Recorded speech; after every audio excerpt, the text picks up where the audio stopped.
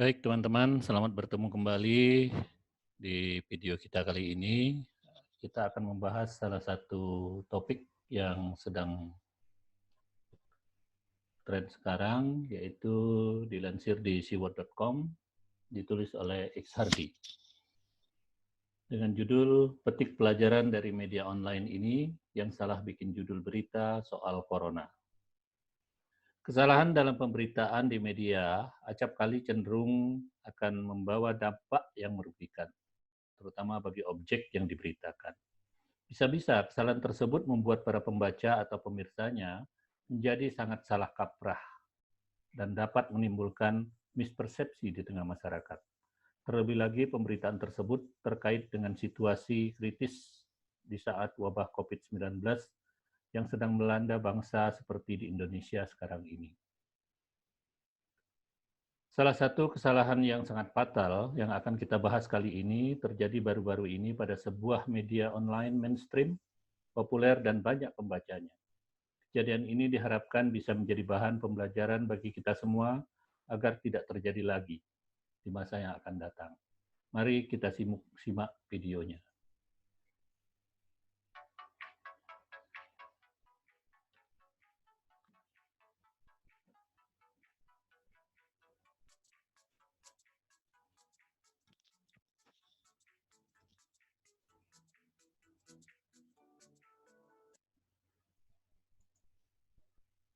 Ya, sebelum kita mulai, mohon dapat di-subscribe dan sekaligus share video ini.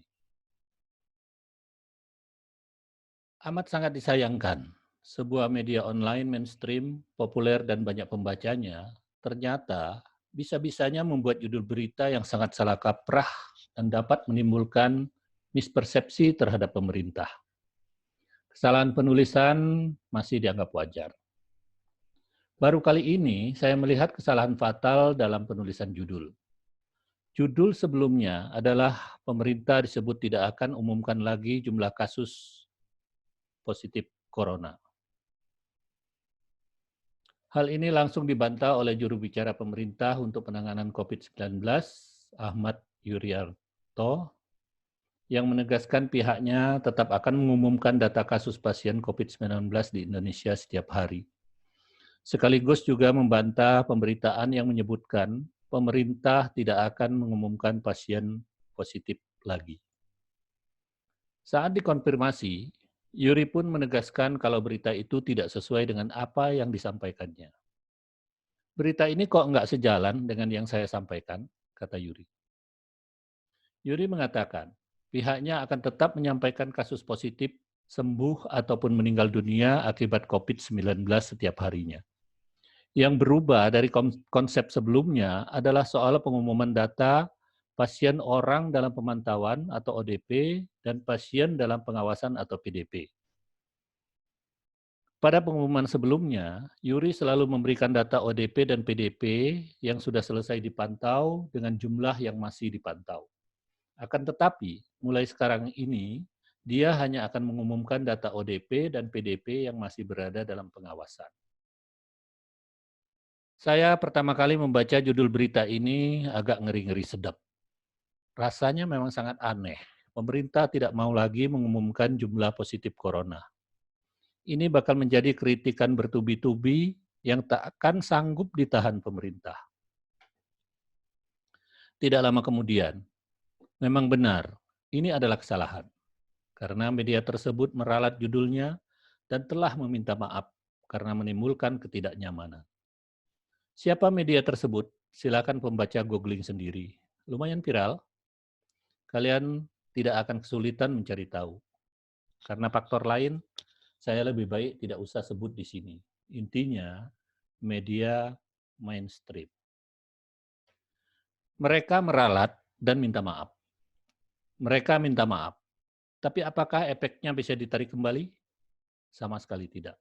Ibarat paku yang sudah menancap di kayu, meskipun ditarik kembali, bekas lubang akan selalu kelihatan. Meski diralat sekalipun, pembaca yang sudah terlanjur membaca judul awal tidak akan tahu bahwa ini adalah sebuah kesalahan. Saya yakin, banyak yang tidak tahu. Dan mereka inilah yang akan menjadi api yang akan membakar suasana, meski tidak sadar dan bukan pula salah mereka. Suara-suara kesal diarahkan ke pemerintah gara-gara ini. Pemerintah dianggap tidak waras dalam menangani corona, sehingga jumlah kasus positif pun tidak mau diumumkan lagi. Ada yang menyebut pemerintah mau menutupi data sebenarnya agar tidak menimbulkan kepanikan dan gejolak sosial di tengah masyarakat. Pemerintah dibilang tidak transparan lagi, ingin memanipulasi data untuk membohongi rakyatnya. Mereka yang keburu membaca judul pertama mengecam pemerintah yang gagal melindungi rakyatnya.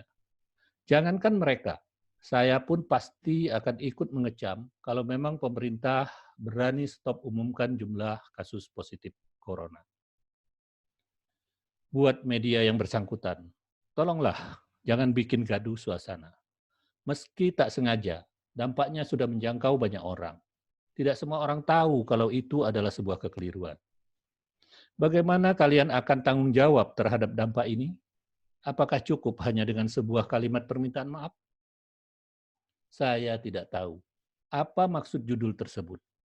Apakah terlalu bernafsu hingga keceplosan atau demi clickbait untuk meningkatkan jumlah pembaca dan level sensasionalitas isi berita? Media yang besar dan mainstream harusnya hati-hati memuat isi berita, apalagi judulnya. Karena setahu saya, kebanyakan orang hanya membaca judul berita, kemudian membuat kesimpulan sepihak tanpa melihat isi berita. Dibaca banyak orang, dampaknya akan masif. Ujung-ujungnya, objek berita menjadi pihak yang sangat dirugikan. Dalam hal ini adalah pemerintah.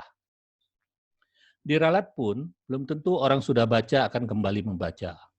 Diralat pun, belum tentu orang sudah baca akan kembali membaca. Peranan media sangat penting di masa pandemik ini. Banyak media yang saya lihat sangat tendensius dan cenderung ingin mengambil kesempatan dalam kesempitan. Beberapa media mulai terang-terangan melenceng dari jalur yang seharusnya. Ini media mainstream, belum lagi soal portal sapi yang isinya penuh dengan fitnah, hoaks, dan ujaran kebencian. Teriak minta bebas berpendapat, tapi dikasih kebebasan malah seenak jidat dan tendensius. Bagaimana menurut Anda? Silahkan komen di kolom komentar di bawah ini. Terima kasih, sampai bertemu kembali. Dan jangan lupa sebelum kita akhiri, tolong subscribe dan sekaligus share video ini. Wassalamualaikum warahmatullahi wabarakatuh.